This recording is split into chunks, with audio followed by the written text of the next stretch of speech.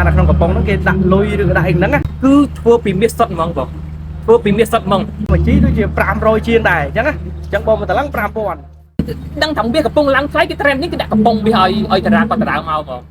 អ្នកស្និទ្ធនឹងវិស័យគុណខ្មែរមានជំនឿចិត្តថារង្វាន់មាសសុទ្ធលើកទី3ដែល Gensberg ដាក់ឲ្យធឿនធារាក្នុងការប្រជែងលក្ខណៈ H-Man នៃខែវិច្ឆិកាខាងមុខនេះអាចនឹងមានតម្លៃខ្ពស់ជាងរង្វាន់ផ្ទះវិឡាដែលលោកគេទទួលបានកាលពីការប្រជែងលើកទី2កន្លងទៅការមានជំនឿចិត្តបែបនេះដោយពួកគាត់លើកឡើងថា Gensberg តែងតែដំឡើងទំហំរង្វាន់ពីមួយកម្រិតទៅមួយកម្រិតទៀតក្រុមអ្នកស្និទ្ធគុណខ្មែរដដែលក៏បានលើកឡើងដែរថានេះជាឱកាសមាសសម្រាប់ធឿនធារាក្នុងការប្រជែងយករង្វាន់ធំជាលើកទី3អ្នកផ្សព្វផ្សាយគុណខ្មែរម្នាក់គឺអេដមីនកំសង់បានលើកឡើងថាព្រឹត្តិការណ៍នេះវាសំខាន់ឬក៏ផ្ទុះកម្រិតណានេះខ្ញុំនិយាយតែម្ដងណាស៊ីសងលើដៃគូទាំង7អ្នកផ្សេងទៀត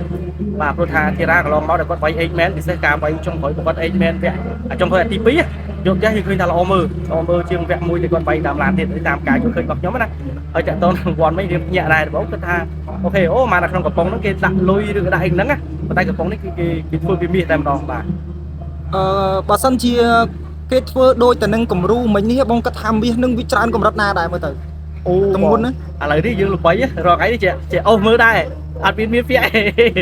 អូសមើលគេថាមួយជីដូចជា500ជាងដែរអញ្ចឹងណាអញ្ចឹងបងមកតឡឹង5000ហើយអានេះការគិតរបស់ខ្ញុំទេណាខ្ញុំគិតចេះវគ្គ1ឡានតម្លៃដូចជាប្រហែល10000អញ្ចឹងទៅដល់ពេលវគ្គ2ផ្ទះតម្លៃថ្លៃជាងឡានទៀតអញ្ចឹងអានេះក៏ការគិតរបស់ខ្ញុំគិតថាកំប៉ុងហ្នឹងក៏វាថ្លៃជាងផ្ទះទៀតណាព្រោះខ្ញុំមើលពីមួយដំណាក់កាលទៅមួយដំណាក់កាលគឺរង្វាន់បើយើងនិយាយពីទឹកប្រាក់វិញវាកើនប៉ុន្តែបងសួរថាប្រហែលប្រហែលខ្ញុំក៏អត់ទាន់ដឹងដែរមិញលួចសួរខាង Gensberg ដែរគេថាអត់ទាន់ប្រហែលបានទេគ្រាន់តែដឹងថាហ្នឹងជាកំប៉ុងមាសយ៉ាងពិតប្រាកដរបស់គេមែនបាទប៉ុន្តែបងប្រហែលជារំពឹងទុកឲ្យថានឹងលើសអាទី2ទី1ទៀតហើយបើតាម flow ដែលខាង Gensberg គាត់ធ្លាប់ធ្វើកន្លងមកគាត់អត់ដែរថាធ្វើ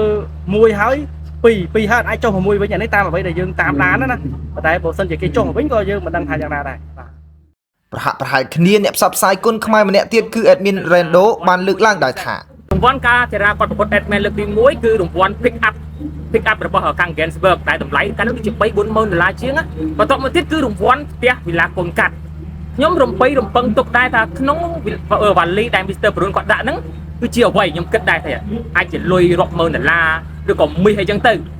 ឡូវនេះគឺចេញមកផ្លូវការឲ្យគឺកំប៉ុងមាសបើតាមលឺបងពុថាគាត់បញ្ជាក់មិញណាគឺធ្វើពីមាសសុទ្ធហ្មងបង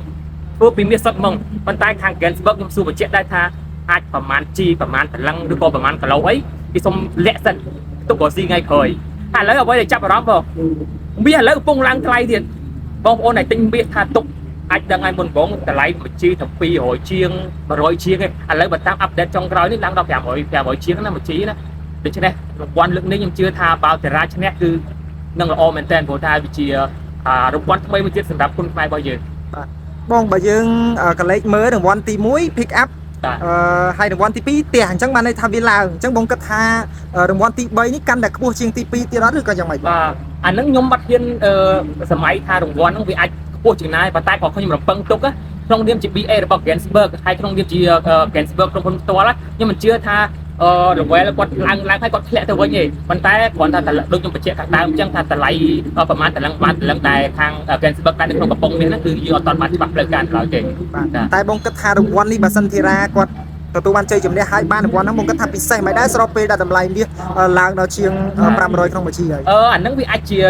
trending មួយដែរព្រោះថា Gensberg យើងដឹងហើយបើកាយខាង marketing ឥឡូវនេះគឺដឹងថាមាសកំពុងឡើងថ្លៃគេ trend នេះគឺដាក់កំប៉ុងមាសឲ្យតារាគាត់ដៅមកបងបាទសូមបញ្ជាក់ថាព្រឹត្តិការណ៍ប្រកួតលក្ខណៈ H-Man នេះនឹងត្រូវធ្វើឡើងនៅថ្ងៃបុណ្យអុំទូកនៅចន្លោះថ្ងៃទី4ទី5និងទី6ខែវិច្ឆិកាខាងមុខនេះដែល Gensberg រៀបចំការប្រកួត3ថ្ងៃជាប់គ្នាក្នុងនោះធឿនធារាមានភារកិច្ចប្រកួតលក្ខណៈ H-Man ជាលើកទី3ហើយប្រសិនបើលោកគេខ្លាចជាជើងឯកនោះនឹងទទួលបានរង្វាន់កំប៉ុងមាសសុទ្ធមួយស្របពេលដែលកន្លងមករូបគេមិនដែលបាត់បង់ឱកាសឡើយក្នុងការប្រជែងលក្ខណៈ H-Man នេះដោយលើកទី1បានរង្វាន់រថយន្តមួយគ្រឿងនិងលើកទី2បានរង្វាន់ផ្ទះវិឡាពីក្រុមហ៊ុន Gensberg